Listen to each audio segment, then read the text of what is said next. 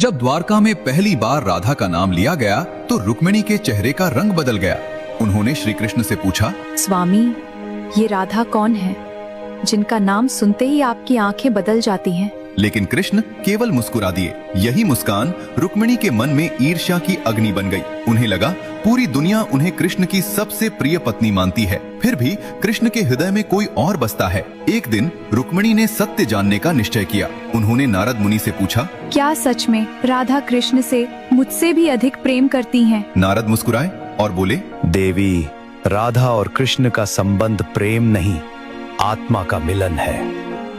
लेकिन रुक्मिणी को विश्वास नहीं हुआ। तब उन्होंने राधा को द्वारका बुलवाया। जब राधा महल में पहुंची तो रुक्मिणी ने उन्हें साधारण गोपी समझकर देखा। न कोई राजसी वस्त्र, न कोई मुकुट, न कोई आभूषण। लेकिन जैसे ही कृष्ण ने राधा को देखा, उनकी आंखों में आंसू आ गए। पूरा महल स्तब्ध रह गया। कहा जाता है, जब द्वारका में पहली बार राधा का नाम लिया गया तो रुक्मिणी के चेहरे का रंग बदल गया।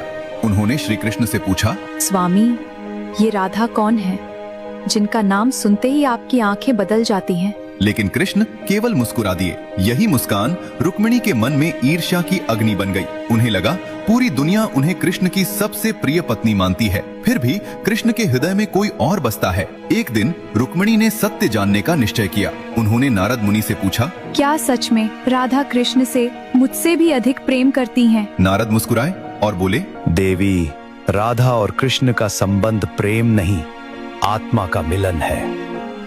लेकिन रुक्मिणी को विश्वास नहीं हुआ। तब उन्होंने राधा को द्वारका बुलवाया। जब राधा महल में पहुंची तो रुक्मिणी ने उन्हें साधारण गोपी समझकर देखा। न कोई राजसी वस्त्र, न कोई मुकुट, न कोई आभूषण। लेकिन जैसे ही कृष्ण ने राधा को देखा, उनकी आंखों में आंसू आ गए। पूरा महल स्तब्ध रह गया। कहा जाता है, जब द्वारका में पहली बार राधा का नाम लिया गया तो रुक्मिणी के चेहरे का रंग बदल गया।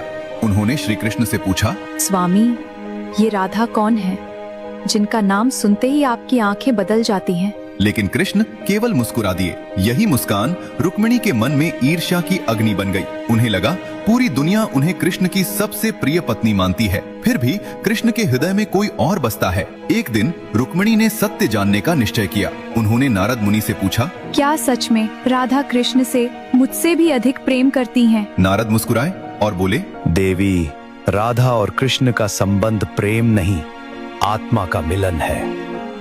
लेकिन रुक्मिणी को विश्वास नहीं हुआ। तब उन्होंने राधा को द्वारका बुलवाया। जब राधा महल में पहुंची तो रुक्मिणी ने उन्हें साधारण गोपी समझकर देखा। न कोई राजसी वस्त्र, न कोई मुकुट, न कोई आभूषण। लेकिन जैसे ही कृष्ण ने राधा को देखा, उनकी आंखों में आंसू आ गए। पूरा महल स्तब्ध रह गया। कहा जाता है, जब द्वारका में पहली बार राधा का नाम लिया गया तो रुक्मिणी के चेहरे का रंग बदल गया।